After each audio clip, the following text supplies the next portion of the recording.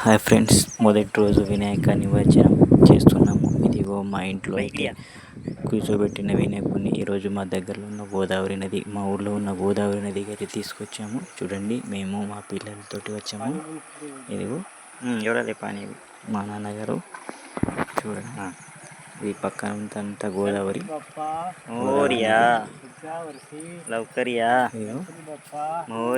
నదిలోకి అయితే తీసుకెళ్తాం మేము. ఇది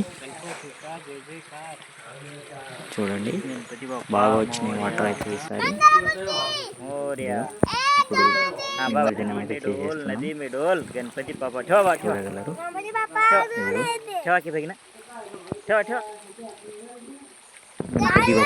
మోరియా.